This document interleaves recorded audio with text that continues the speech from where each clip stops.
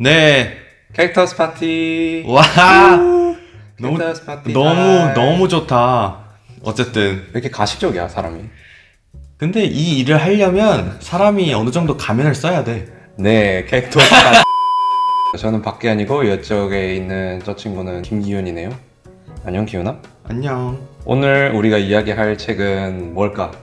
네, 자기 앞에 생이라는 에밀 아자르라는 작가가 어쨌든 자기 앞에 생 이 책에 대해서 할 거예요. 여러분 기대해 주세요. 뭘 기대해? 예고편이야? 그러면 이번에 우리가 얘기할 자기 앞에 생 소설 작가 에밀 아자르, 그는 누구일까? 설명해줘.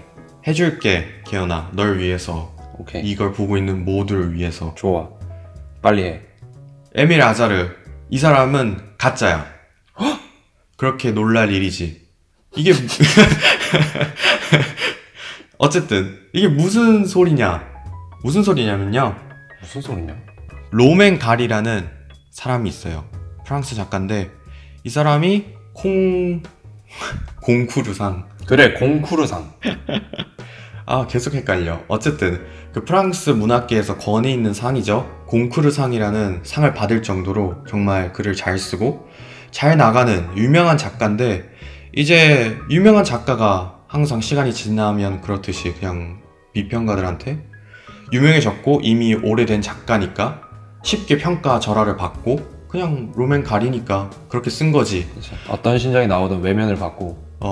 점점 그런 평단의 외면을 받던 와중에 이제 로맨 가리가 생각을 한 거지. 개빡친 거야. 와, 이거 이렇게 해서는 안 되겠다. 나 아직 살 날이 좀 남았는데 이렇게는 못 살겠다. 그래서 그랬을 것 같진 않은 것 같아. 그런 건 아니고 어쨌든 이제 계속 평단의 외면을 받다 보니까 네 말대로 빡쳐서 화가 나서 필명을 새로 만든 거죠. 이제 에밀 아자르라고. 네, 그렇게 해서 탄생했습니다. 그렇게 해서 책을 썼고 에밀 아자르가 이제 갑자기 이제 엄청난 신예로 주목을 받기 시작해요. 정말 신기하게. 왜냐하면 로맨 가리의 책과 에밀 아자르, 물론 똑같은 사람이니까 당연한 거지만 똑같은 책이야. 그러니까 비슷하거든.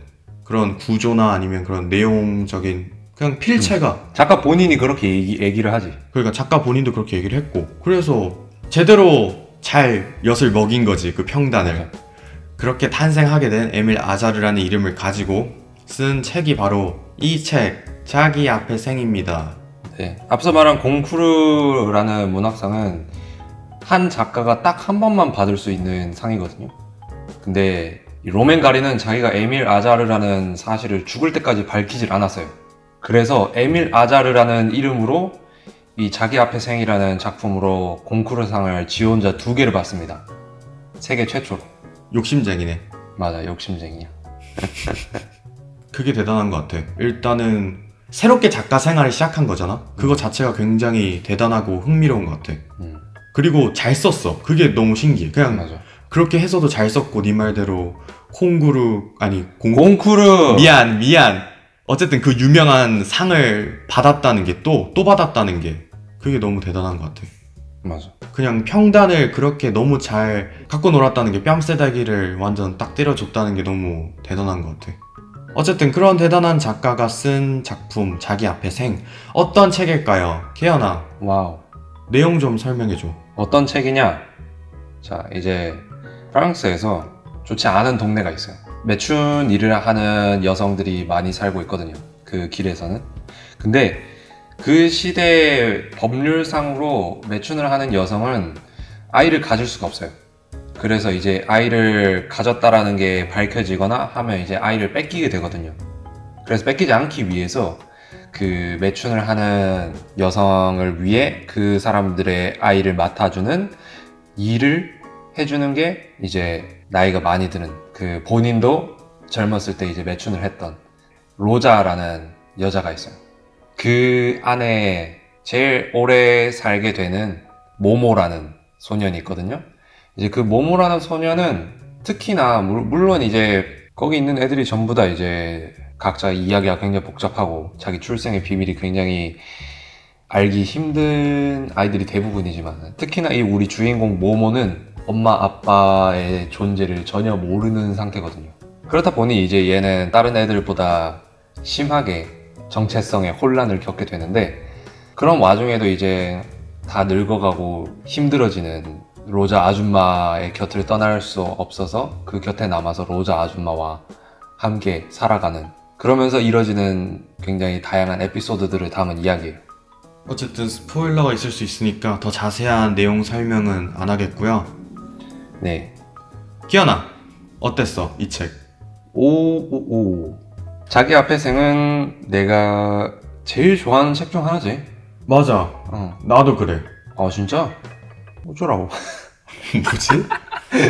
농담이고, 진짜 누가 읽어도 굉장히 쉽게 가장 좋아하는 책 중에 하나가 될 수 있을 만큼 진짜 명작이지. 맞아, 나는 이제 이 책을 읽고 생각이 든 게, 책을 별로 안 읽는 사람, 글을 그렇게 많이 접하지 않는 사람, 책과 가깝지 않은 그런 사람들한테 추천하고픈 책이야, 이 책이. 왜냐하면 정말 읽기 쉽고 쑥쑥 잘 넘어가거든, 페이지가. 근데 그럼에도 불구하고 전혀 가볍지만은 않아. 맞아. 내용이. 일단 앞서 내용 설명을 했을 때 어느 정도 감이 오시겠지만 굉장히 분위기가 처참해요. 처참하다라는 표현이 굉장히 맞을 것 같아요.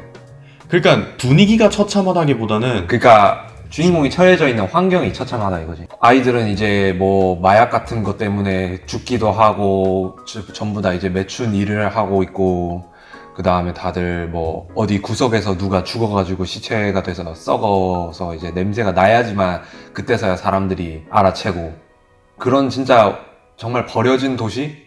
맞아, 방치돼 있는? 어디를 가나 충분히 요즘에 마저도 어디를 가나 이제 있을 수 있는 그런 이 사회의 어두운 부분에 맞아. 사는 그런 불쌍한 사람들. 주인공 모모가 표현을 하지. 그 불쌍한 사람들. 빅토르 위고의 그 레미제라블을 이제 레퍼런스 하면서. 맞아. 사회의 그런 어두운 구석에 살고 있잖아, 주인공이. 그런데도 이 주인공 모모의 시선으로, 그 어린 아이의 시선으로서 굉장히 아기자기하다고 해야 되나? 아기자기까지는 아니지만 굉장히 웃기고 약간 엽기적이게 굉장히 잘 표현을 해. 그러니까 어둡지만은 않게 보여, 이 환경이. 왜냐면 주인공이 너무 솔직하거든. 맞아. 그 어떠한 어두운 부분도, 불쌍한 부분이나 이제 좋지 않은 부분도 숨기지 않고 그냥 자기의 생각을 정말 솔직하게 표현을 해. 맞아. 로자 아줌마 다 늙었고 못생겼다, 하지만 사랑한다. 맞아. 어린아이의 시선인 거를 표현을 잘한 부분이 어떠냐면, 이제 굉장히 다양한 이야기들의 다양한 인물들이 시도 때도 없이 튀어나왔다가 안 튀어나오기도 하고, 이제 이야기의 흐름이 뒤죽박죽 엉켜 있는데 그게 전혀 복잡하게 느껴지지 않고 오히려 약간 생동감 있지. 맞아. 진짜로 이제 나에게 자리에 앉아서 이 모든 자기가 겪었던 생들을 이렇게 이야기해 주는 것처럼. 맞아. 그리고 어린아이의 그런 시점에서 얘기를 하다 보니까 그 표현이 정말 친박해.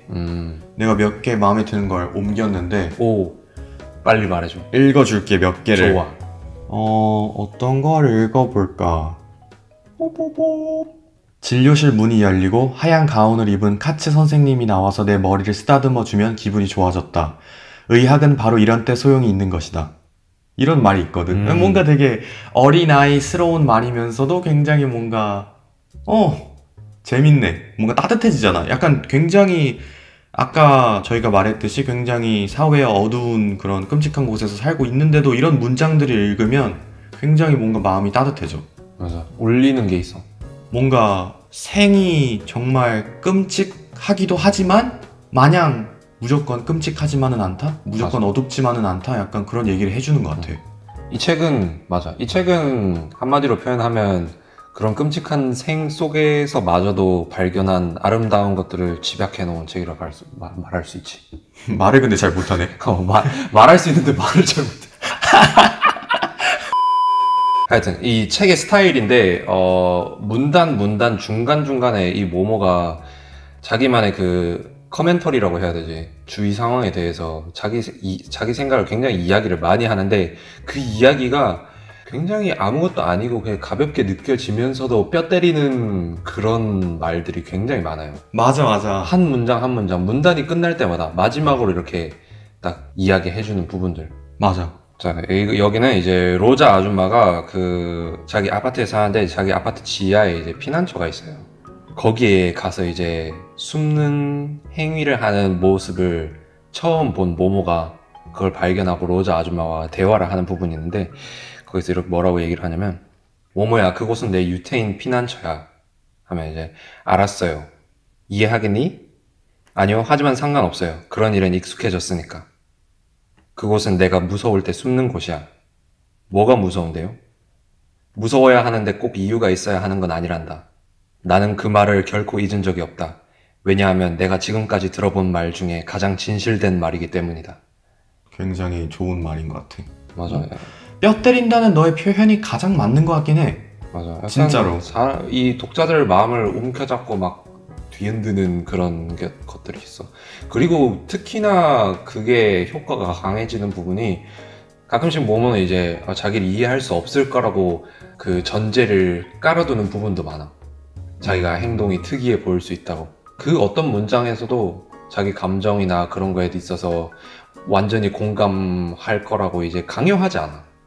약간 그렇게 하기 때문에 좀 더 독자들이 약간 좀 더 공감할 수 있고 이입을 할 수 있는 것 같아. 쉽게 그 세상으로 들어갈 수 있게 하는 것 같아. 맞아. 그 세상에 이제 굉장히 독특한 캐릭터가 많이 나와요. 일단 모모와 로자 아줌마가 있고, 그 다음에 같은 아파트에 사는 여장 남자인데 전직 권투 선수였으나 자기가 남자였던 세월이 이제 불행했다라고 얘기하면서, 똑같이 이제 매춘 일을 하긴 하지만 모모가 말하기로는 자기가 만났을 때 가장 상냥하고 가장 엄마다운 인간이라고 얘기를 해. 나는 그 엄마 같다라는 표현이 제일 뭔가 와닿았어. 약간 가장 엄마 같은 사람인데, 이런 사람이 생물학적으로 엄마가 될 수 없다라는 사실이 너무 안타깝다라고 얘기를 해, 모모가. 아, 맞아. 그런 것도 너무 재밌고, 주변 인물들만 보면 무슨 만화에 나올 법한 그런 엽기적인 설정들이 많은데, 그 엽기적인 설정을 뛰어넘어서 느껴지는 그 현실성이 있어. 굉장히 독특한 사건들이고, 모모가 휘말린 사건들이 굉장히 이상하고 좀 웃기지만, 그렇다 하더라도 그 현실성의 그 무게를 놓치지가 않아. 맞아. 그래서 이런 것들을 저희가 지금 구구절절 다 말한 이런 것들을 다 봤을 때 이 작가는 글을 진짜 잘 써. 진짜로. 말을 잘해. 약간 그 말을 잘하는 작가랑 말을 못하는 작가가 있거든. 글을 잘 쓰지만 말을 못하는 작가랑 글을 잘 쓰고 말도 잘하는 작가가 있어. 하지만 이제 로맨가리는 진짜 타고난 이야기꾼이라는 게 느껴지는 글을 써. 맞아. 너무 그냥 읽고 있는 것 자체가 즐겁잖아. 맞아. 농담도 너무 웃기고. 맞아. 나도 네 말에 굉장히 동의해. 난 솔직히 웃든 울든 뭐든 간에 글로써 하는 게 제일 힘들다고 생각을 하거든. 왜냐면 눈에 보이는 게 없으니까. 그치. 우리가 읽고 머릿속으로 상상이 딱 됐을 때 즉각적으로 반응이 나와야 되는 거잖아. 근데 그렇게 즉각적으로 반응이 나오는 게 웃음, 울음 이런 게 나온다는 것 자체가 글을 굉장히 잘 쓴다는 거야. 맞아. 그 감정을 전달한다는 것 자체가. 맞아. 왜냐면 책은 무조건 양방향의 창작이라고 생각을 해. 작가가 아무리 잘 써도 반대쪽에서 독자가 상상하지 못하면 효과가 하나도 없어. 그치. 그렇기 때문에 독자는 무조건 창작자라고 나는 생각을 하거든. 2차 창작자라고. 이걸 놔두고 자기만의 세상을 만들어야 되잖아. 그치. 그렇기 때문에 또 어렵게 느껴지기도 하는 그런 매체지. 그런데도 이제 굉장히 쉽게 많은 것들을 느끼게 하잖아. 맞아. 작가의 실력이지 그게. 굉장히 절제돼 있어. 글 자체만 봤을 때는 굉장히 다양한 소리를 씨부리고 막 끝도 없이 막 이런저런 얘기를 한다 생각하지만, 이 소재를 가지고 이 캐릭터들을 가지고 훨씬 더 많은 것들을 이제 독자들한테 철학적으로 강요할 수 있었을 텐데도 그러지 않아. 절대로 모모의 선에서 모모의 이야기만 하고 끝나. 절대 뭔가를 가르치려 들지도 않고, 그게 이제 메시지지. 메시지 자체를 주려고 애쓰지 않는다는 거지. 약간 그 모든 나머지는 독자의 몫인 것 같아. 맞아. 이 책을 읽고 어떤 걸 느끼고 어떤 걸 이제 가져갈지는. 맞아. 독자는 철저한 관찰자의 입장에. 선을 잘 지킨 소설이네 그러면. 맞아. 물론 뭐 선을 안 지킨다고 해서 나쁜 소설이 나오는 건 아니지만, 이런 소설의 이제 장점을 극대화시켜놨다 이거지. 맞아. 어느 작품을 영상으로 이제 만들기 위해서 녹음을 하든 어떤 걸 얘기를 하든 나는 항상 이제 책이든 영화든 거기에 있는 것보다 되게 다양한 이야기를 할 수 있다라고 자만이라기보다는 자만인가? 자만이지? 그런 자만이 있어. 알고 있어서 다행이다. 네, 되게 흥미로운 이야기들을 많이 할 수 있는 그런 능력이 없지 않다. 없지 않다라고 믿은 게 있었는데 자기 앞에 생 같은 경우는 내가 무슨 말을 하던 간에 이 책을 더 온전히 담을 수가 없는 책이야. 그 말이 가장 이 책을 알맞게 표현한 말이 아닐까 싶다. 프란츠 카프카가 얘기하듯이 도끼로서의 역할을 하는 책이 아니라 이 책은 뭔가 그냥 즐기고 끝날 수 있어. 얼마든지. 그래도 그 사람들 안에 언제든지 싹을 틔울 수 있는 씨앗을 심어주는 도끼로서의 책이 아니라 씨앗으로서의 책. 씨앗? 음. 씨앗 좋지. 뭐? 이런 책도 있다. 읽어보시면 좋겠네요. 읽어보시고 여러분들의 생각이 있으면 진짜 얼마든지 댓글로 남겨주시고요. 네, 저희가 감사히 읽겠습니다. 또 그러면 우리 얘기 재밌으셨나요? 끝났네. 할 끝난가? 말이 없다. 네, 여기까지 봐주셔서 감사하고요. 좋아요와 구독, 예, 그리고 지금이 바로 좋아요와 알람 구독하기 버튼까지.